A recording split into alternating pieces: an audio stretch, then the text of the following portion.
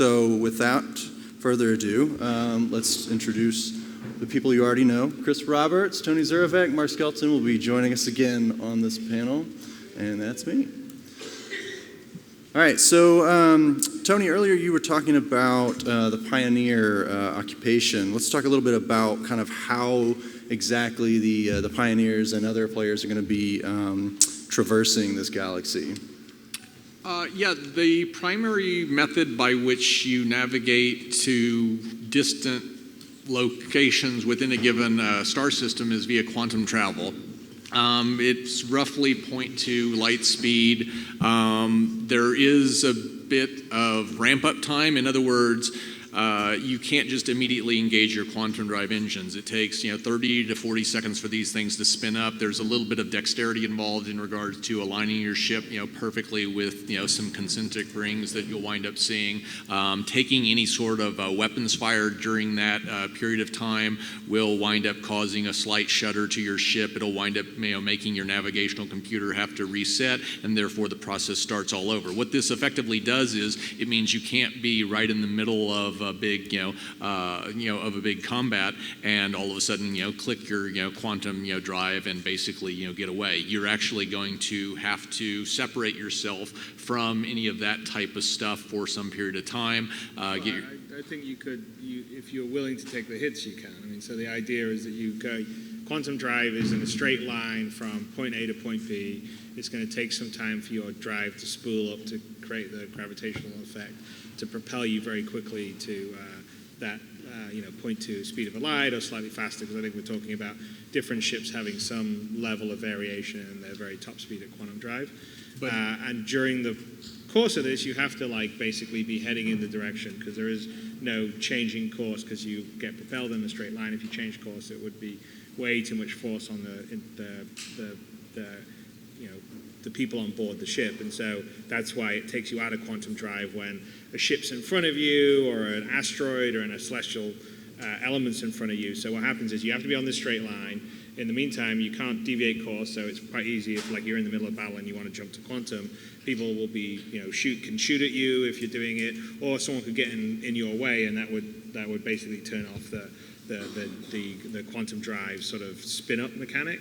But if you felt like there was no one in front of you and you were willing to take the hits on the back side and put shields there, and you've got enough time to do it, it's kind of a calculated gamble. You could jump out of an engagement in the middle of an engagement, or if no one's paying attention to you.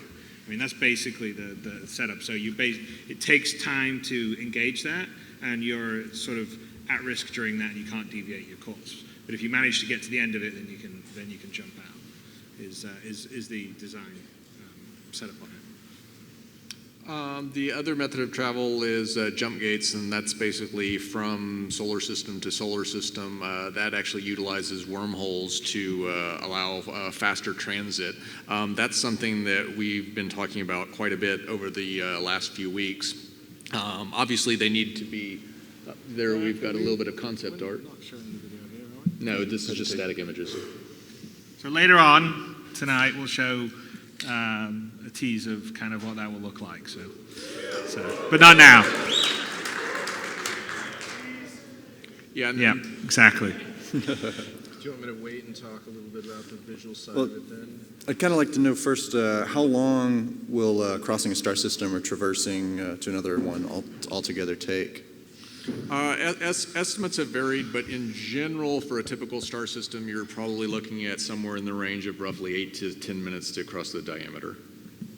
And now that said, there is the spool-up time, and so basically covering 10% of a solar system may take considerably more than 10% of 8 to 10 minutes, because you need to, basically you need to engage it, you need to, exit it, and then you actually have the transit time.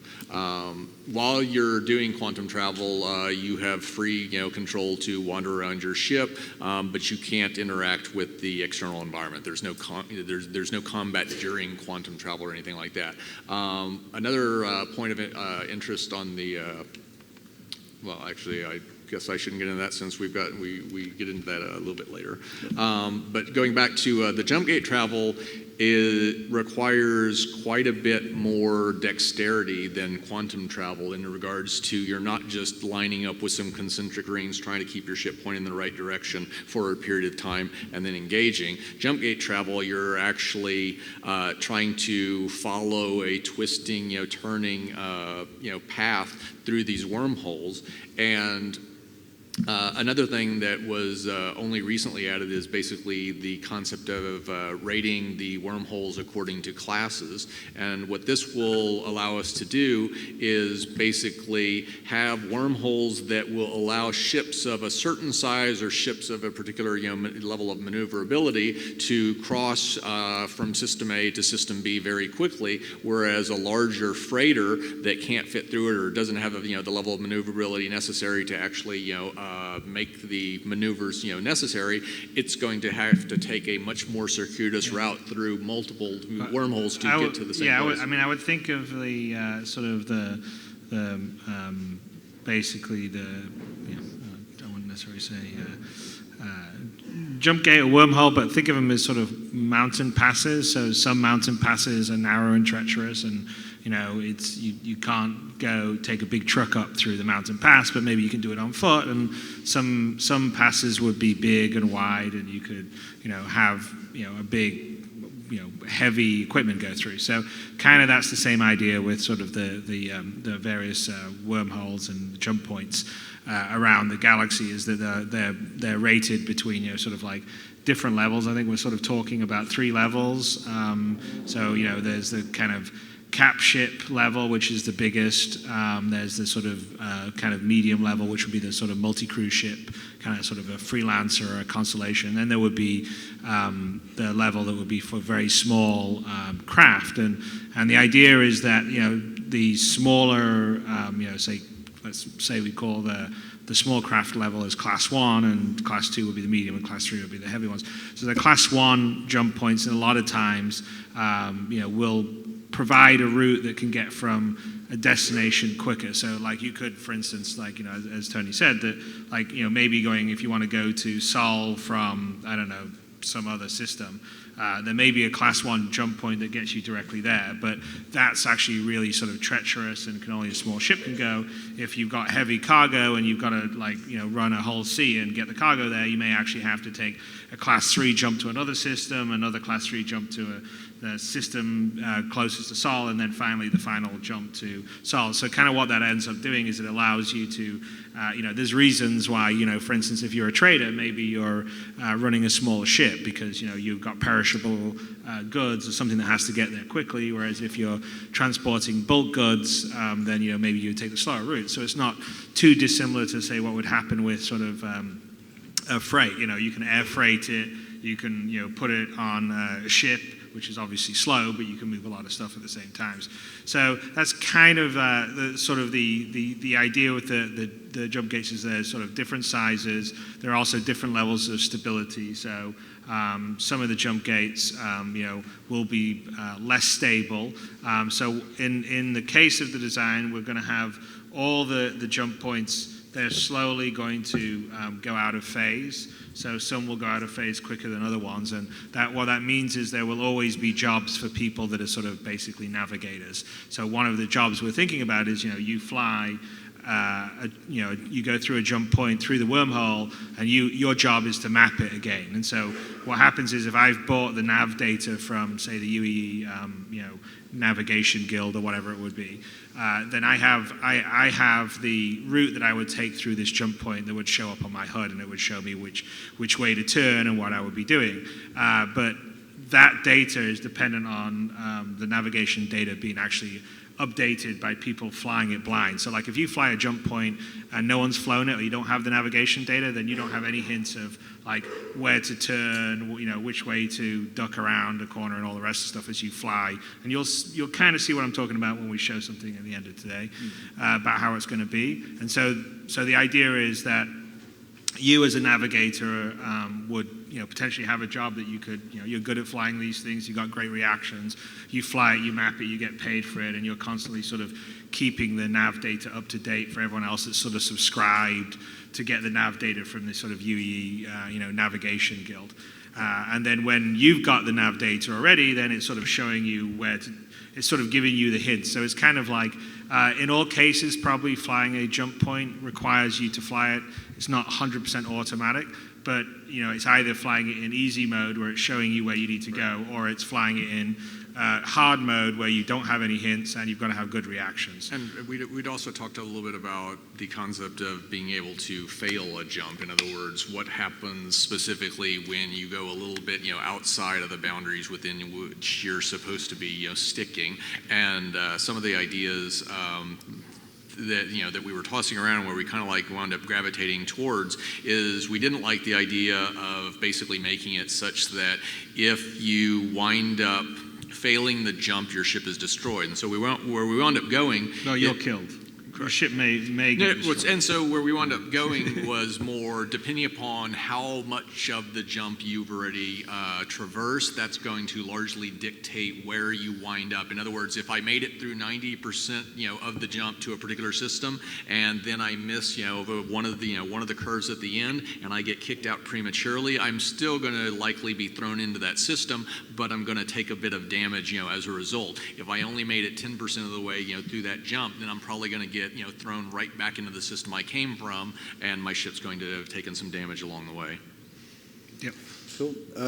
Mark, we want to talk a little bit about the art direction and what's going on in these images so up here. visually, I was just going to mention that.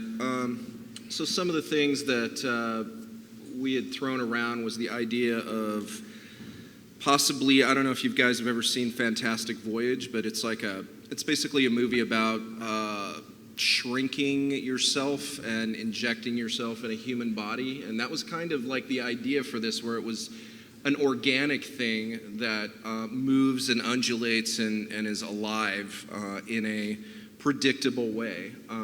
So a lot of these things that you see, it's almost like an organism that is connecting and reconnecting itself and snapping apart.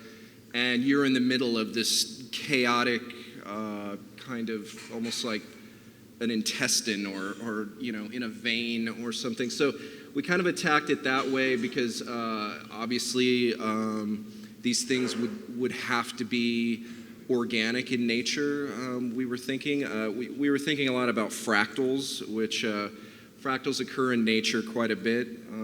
So we were kind of rolling around those ideas, and also the color and the vibe of things has a lot to do with electrical impulses and things, again, like kind of body oriented, organic oriented, with this feeling of undulation. So that was kind of a lot of the direction that we went, which kind of evolved into this interesting gameplay, which was like these things could collapse or open up at any given time, and the walls could contract or expand.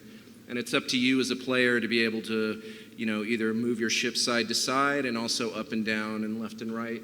It's not just one dimensional. There's a lot of aspects of it, and it's also the whole thing is turning like a large tube also while all this is happening. So I think probably what we want to do is certain wormholes obviously have certain characteristics. We were talking about that quite a bit too, where maybe a certain wormhole has got more of like that kind of upper middle, where there's more like the walls are connecting, and then some are more like the walls contract and expand depending on what wormhole you're in.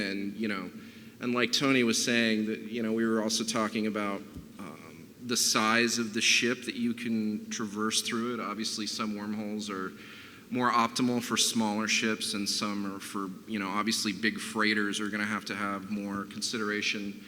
And certain wormholes you just cannot take a certain size freighter to, or you'll be destroyed. So that was some of the ideology behind the art direction of it.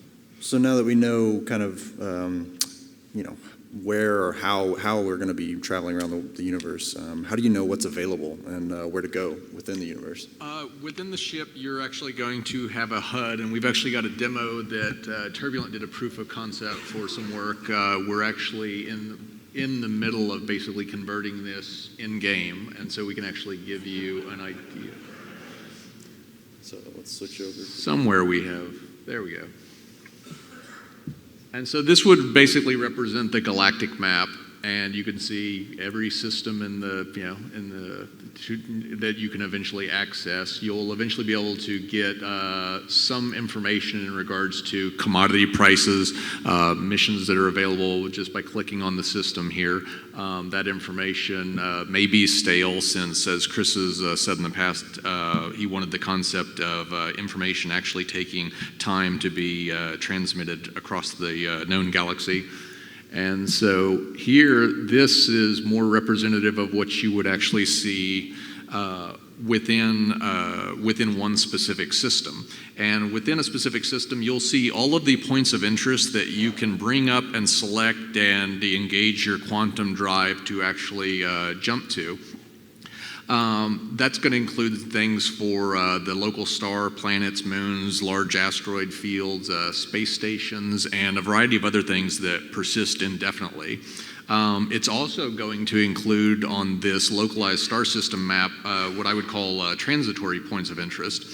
And that's going to be a lot of things that pop up, exist for some period of time, and then they fade away. For example, the pioneer occupation that I mentioned earlier, if he discovers a comet, if he discovers an asteroid field, if he discovers a derelict ship, and he actually broadcasts that information as opposed to keeping it to himself, to exploit, that it would wind up showing up here after he sells it to a public information broker that makes it available to the entire community.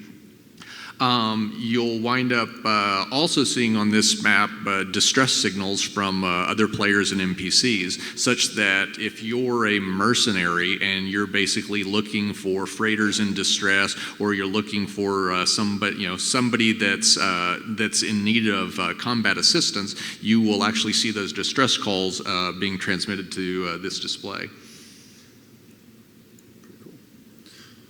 All right.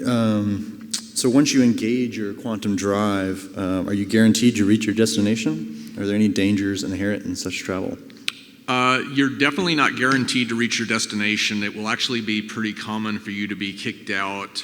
If you're trying to cross half of a star system, you're probably going to be kicked out at least a couple of times. That will increase or decrease depending upon what's between you and your destination point. If there are large battles raging, if there's a significant force of pirates, there could be meteor showers, micro black holes, dark matter nurseries, just a variety of different things that can basically cause your navigational computer, which cannot make quick course corrections to chart you around these things. It will wind up engaging essentially a safety mechanism, kick you out of quantum travel, and at that point you need to just navigate your way through that, around it, plot a different course, etc., such that you can get to your original destination.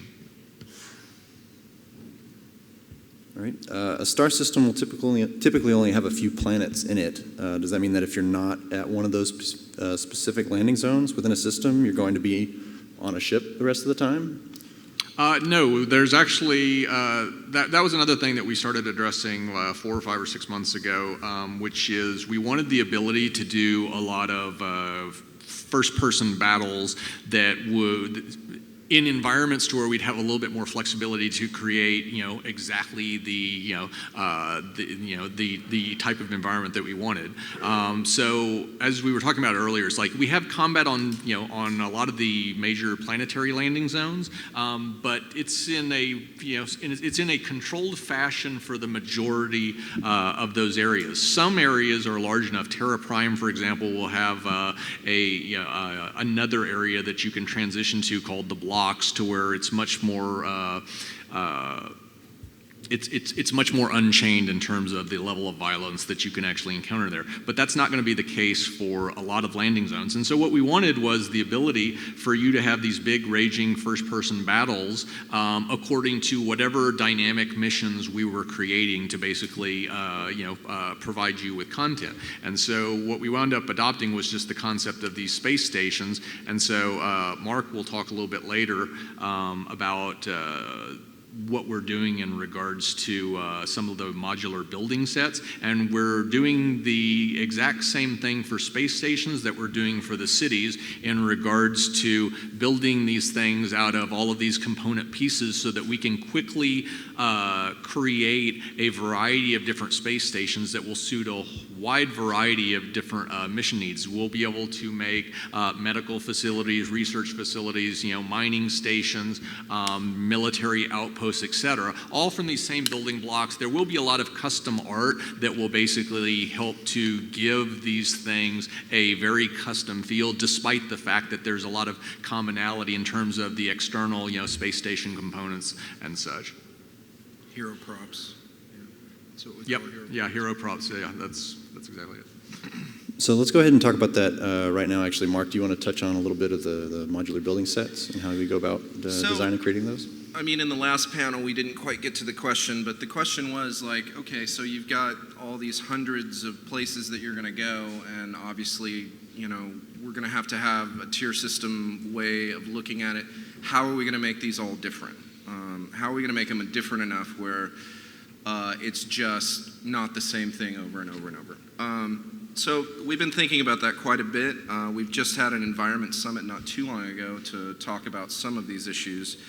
One of the things that we broke it down to is architectural styles. So we have pillars of architectural styles, which you guys have seen already. The Selfland, the AeroView, and the Revel and York hangars are kind of pinnacle styles of the low-tech, high-tech, and super modernism, which those are kind of our base first run at making a modular system, and to see how far we can go with those. Now, obviously, the architectural styles are going to expand. I know Chris wants history, which is huge as far as an art direction point of view. These environment locations have got to have history, and they've got to have, and they do. A lot of them have in the stuff that has been written for Star Citizen. There's tons of history to draw from, and tons of things that have happened on any particular landing site location that, as an art director, gives me something to grab onto and be able to expand and give detail to. I mean, history, obviously, the more history someplace has, the more detail that you can pull out of it. And we've also been talking about places like Terra Prime and stuff like that they're not only just places to visit, but they're like destination places where you have this idea of exploring the universe and actually, like going to Paris and seeing the Eiffel Tower, or going to Egypt and seeing the pyramids. We want to convey that in Star Citizen, and the way to do that is to have historical places that you go visit and significant things that happen within the universe, and you're like, oh man, I want to go see that. Well, okay, you can, and it's, on Terra Prime, and there's a big statue there, of an important thing or an important person that happened. So these architectural styles kind of feed into that, and what we can do is we can take historical styles and also mix them with modern styles, because as like Seattle and a lot of places, what they'll do is, as the culture evolves and the architecture evolves, they'll build on top of stuff. Or I'm sure you'll visit locations that are ruined, so you'll land someplace and see that there was a big battle here at some point. So all these architectural styles are being worked out as far as the tier goes for the breadth and the width of what we want to achieve. So a lot of these things are going to be, you'll have a base architectural style that you start with, and then, like we were saying before, you have there are other things that you can put with it, like props and lighting changes, and there are a thing called theme changes, which we're doing, which the ships have been doing quite a bit of this. And that's using a blend system to be able to convey things like economic ruin. So you go to a planet, it's nice, you come back a month later, it's in ruins. It's like it's got spray paint on the wall and it's rusted out, and the economy has just totally gone, south, and things are looking bad. And we obviously want to convey that through the architecture also. So we've been putting some thought and time into creating these things with themes embedded in them, which are controllable by materials. That's actually a good segue into talking about whether or not planets are static. So it sounds like what you're talking about, the planets are not static. Do they evolve over time? And if so, how do they do that? Yeah, they absolutely will. I mean, we were just talking about, economic is a huge, obviously, catalyst for the evolution of any given location. We want to make it where you can land on a planet, and I want to convey that it's uncomfortable, that you are in a dangerous place, and that you should probably watch yourself. It's my job as an art director to visually clue you in to things like that. So we're setting up the architectural styles, like I said, to convey some of that. Now, we were also talking about the next question would be like weather and stuff like that. I absolutely hope that we will have like various weather on different kinds of planets, obviously. And the time of day cycle.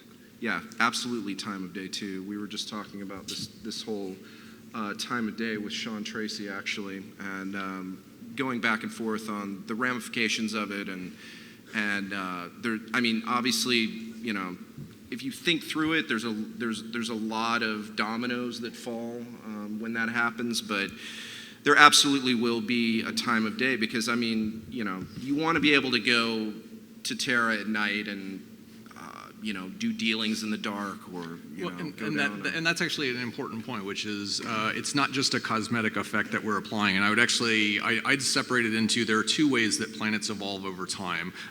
There's in the short term, the 24-hour cycle. We've talked before about how there's this economic simulation that's going on in the background. It's basically running a simulation with, give or take, 10 million NPCs. The values that are thrown out of that simulation wind up affecting what the player actually sees. It takes things like the population, the per capita wealth, the employment rate, the landing zone GDP. All of these things wind up getting factored into what you see,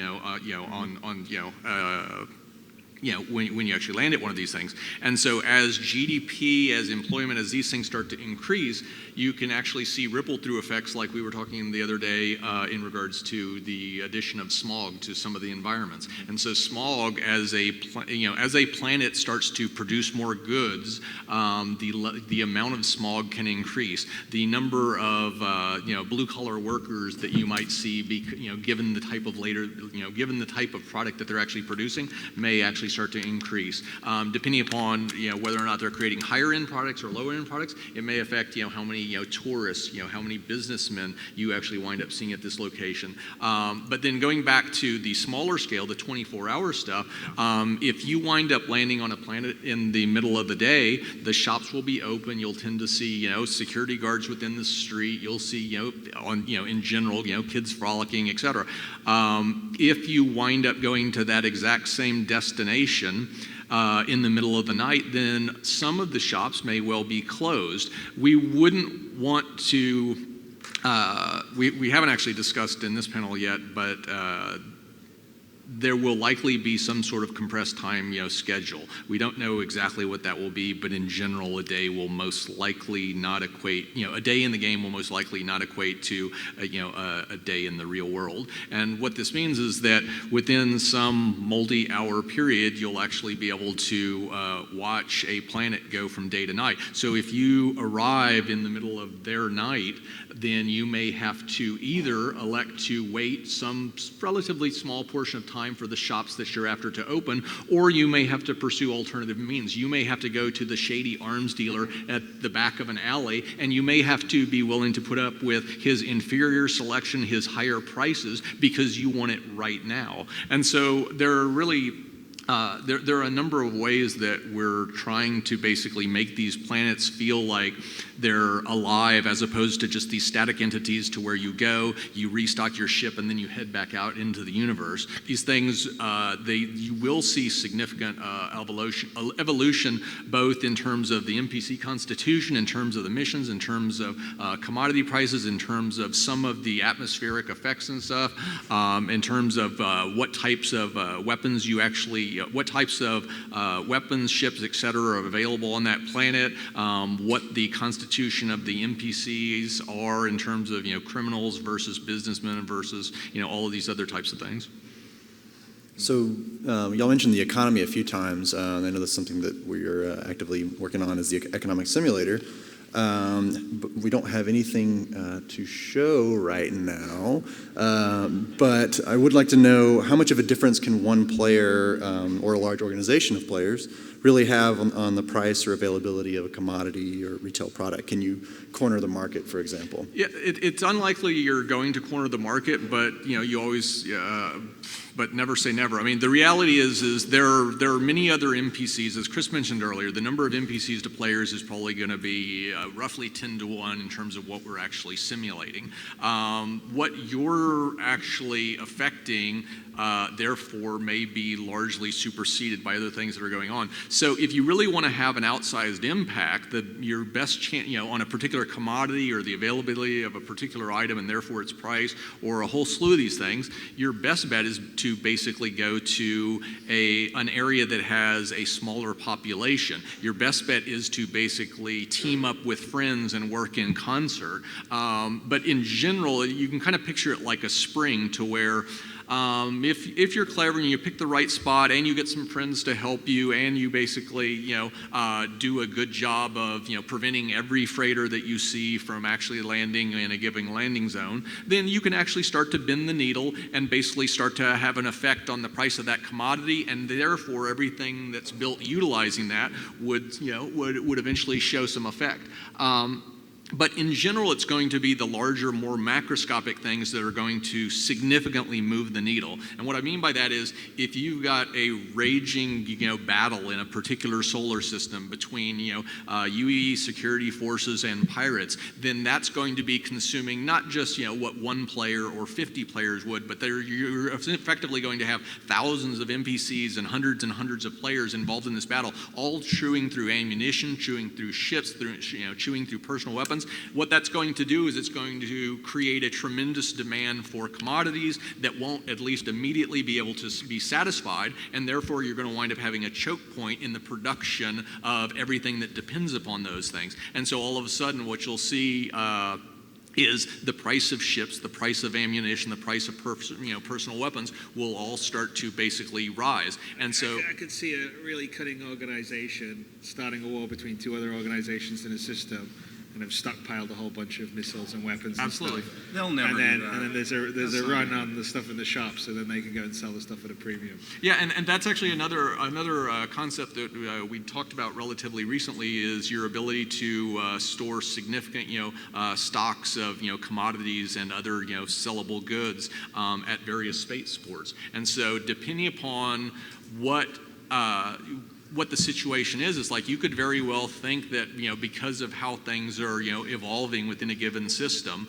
that copper or a particular ship or you name it is going to increase in price, and therefore you basically start planning ahead of time. You basically stock up, and when that thing actually when what you've been predicting actually occurs, assuming it does, then you can actually reap a very significant reward. But the real point there is that you shouldn't expect one player to basically go in and to assume that you're going to take out one freighter and that's somehow going to completely constrain the supply. It's a very large world that's being simulated, and while one player can make a very significant can have a very significant impact in regards to some very specific situations where you're talking about a low population or on a distant outpost or something like that, you're not going to move the needle very far by yourself or even with your group of friends in some of the more populated zones. That's really going to take one of these more macroscopic events to really move that needle. So we've talked a lot about what makes the environments, the economy, living and breathing. How will I as a player be able to contribute to that living, breathing universe? Do I have to formally accept jobs in order to progress, or can I just fly around, see the universe, and step into interesting situations I encounter just as I see fit? There are actually two different types of missions that I kind of categorize. One is the type that you formally accept. You go to a TDD or something and you basically say, I'm looking for this type of mission, and you look through the list and you basically sign up, or you talk to an NPC and effectively have get the same effect. Then there's all the stuff that's just randomly happening around you as you fly throughout. I've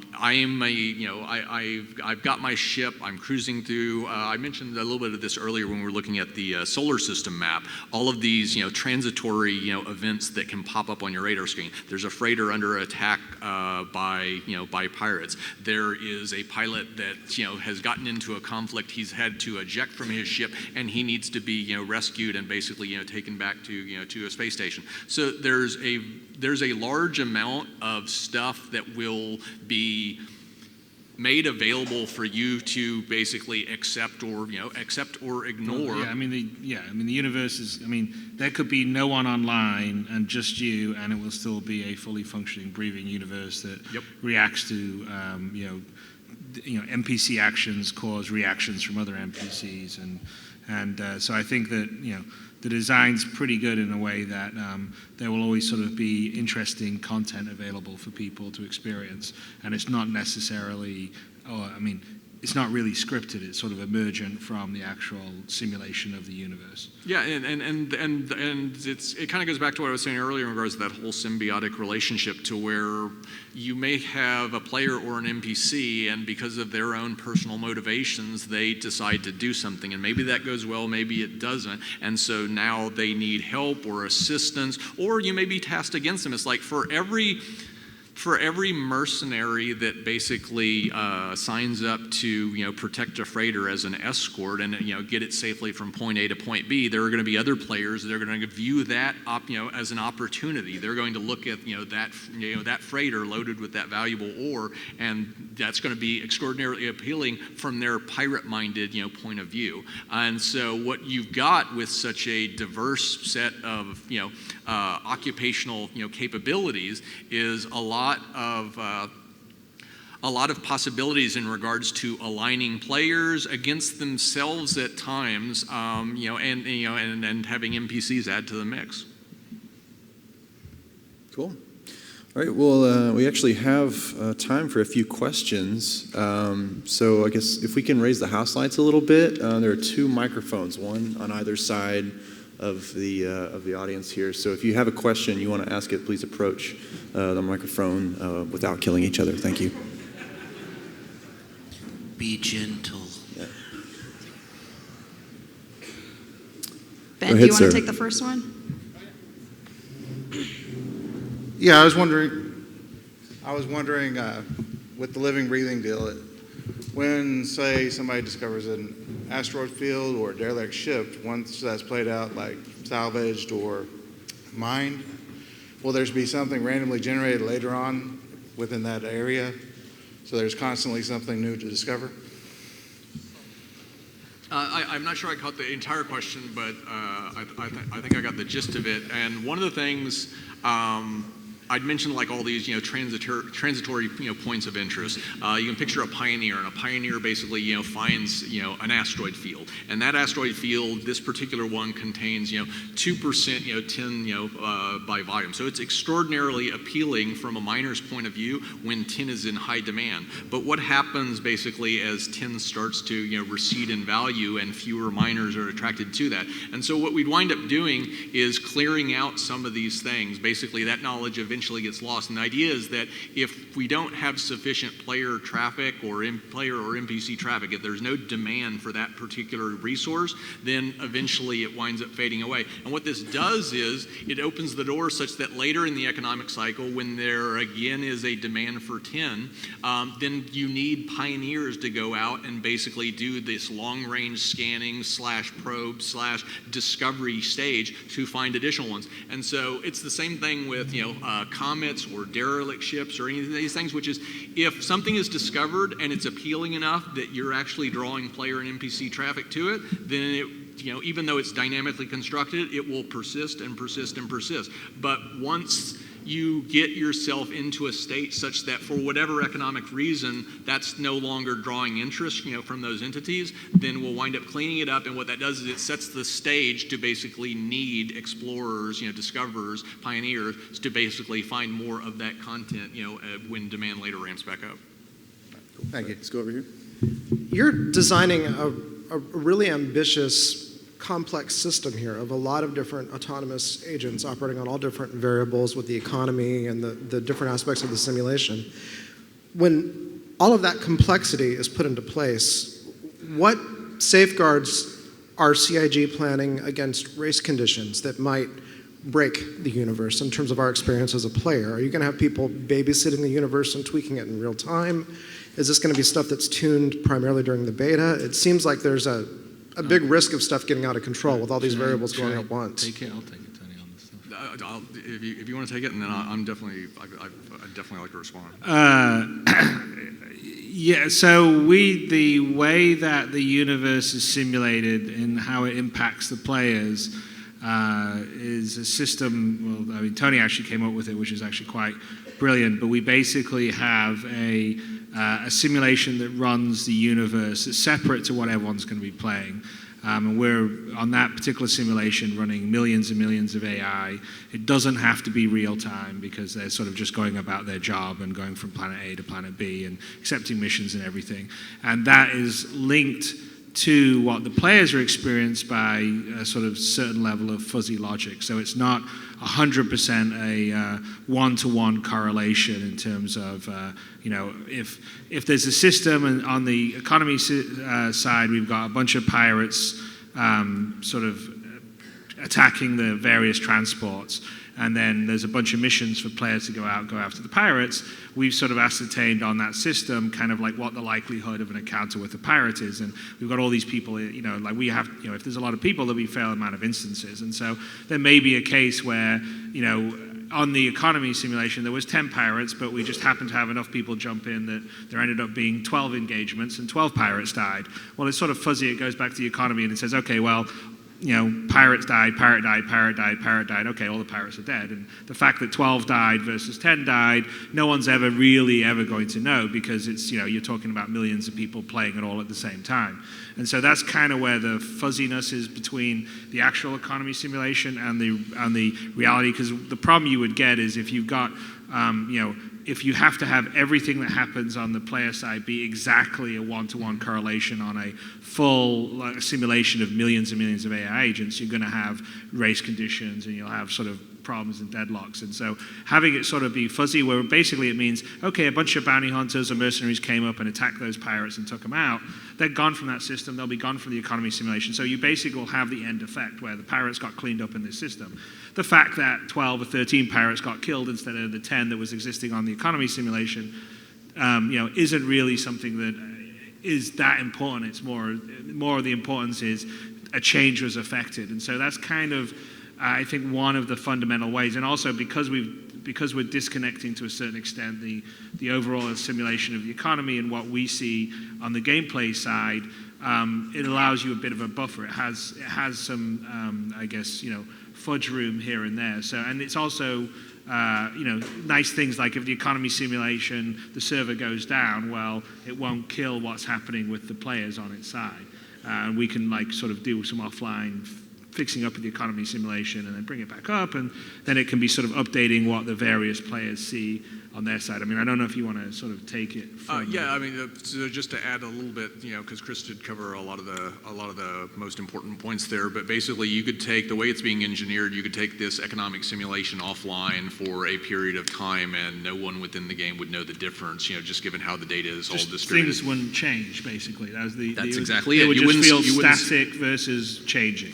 And the reality is a lot of these things, they're actually going to evolve, just like in the real world. They're going to evolve very gradually. You shouldn't expect to see, because you prevented, a particular freighter from actually delivering its payload of, copper, that's not going to immediately spike, the costs of ships because the demand is not going to have outstripped, the current inventory supply for some period of time. Also, you've got the producers of goods. They all maintain an inventory. Another thing is there's the concept of rails integrated within the economic simulation.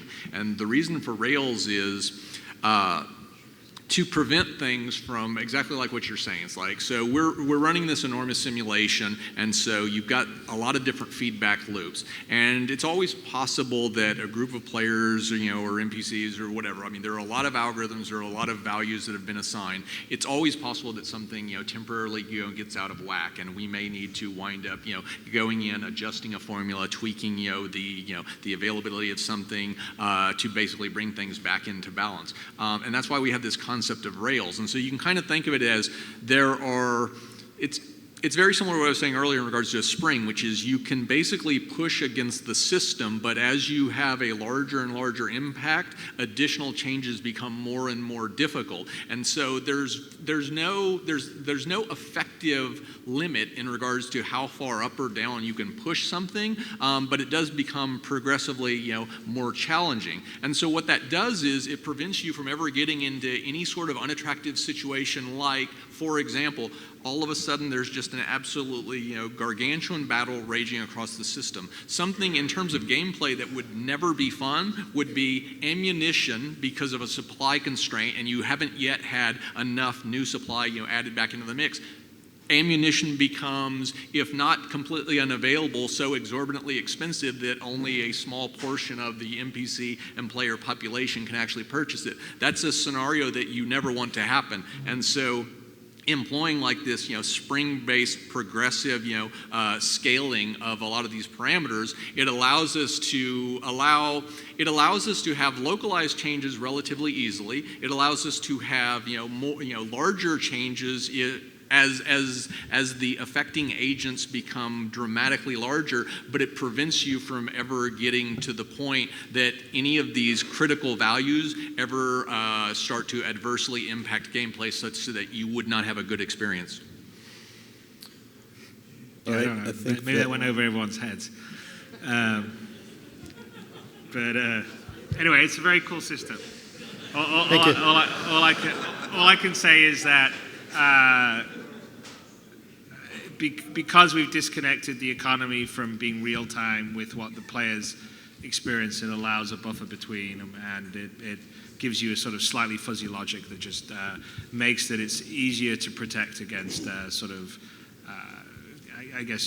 imbalances that can happen in the economy. Because essentially what happens, I mean, the way to think of it is that the economy simulation is like a turn-based game. And that's why we can simulate millions and millions of NPCs. It'll be on one server. It's probably, I don't know whether we're considering it being multi-core server or not, but essentially it's going to go and it will just go through system by system and update it. It's like a turn-based game, and different. And with the NPCs have the rules of, okay, here's this factory, I'm producing this, and I'm now generating jobs to have this good taken from here to here, and that's the sort of jobs that a player can sort of peek into and accept, and then at that point it gets taken away from the NPC pool, and the player is responsible for doing it. And if the player successfully does it, then he tells the economy simulation once he's done it, okay, that's back. But most of the time, because obviously it's 9 to 1 or 10 to 1 in terms of NPCs to players, it's all happening on the economy simulation. And so each system gets updated, and you don't need to do every system all the same. You don't need to do it 30 frames a second, because in the case of an economy simulation, you don't need to have that fidelity. You can say each turn is an hour, each turn is 30 minutes. We haven't specifically said the actual ratio of it, but it will be along those lines, which means that you can go around and simulate every single star system with all these people, no problem at all. And then what we do is we actually go through doing the same thing on each system. We basically analyze the system and say, okay, in this system there's these traders doing this route, there's pirates over here, there's some police over here, and we distill that down into sort of what Tony's calling probability cubes, but the short version of that's kind of so you would call them encounter cubes or whatever you want to do.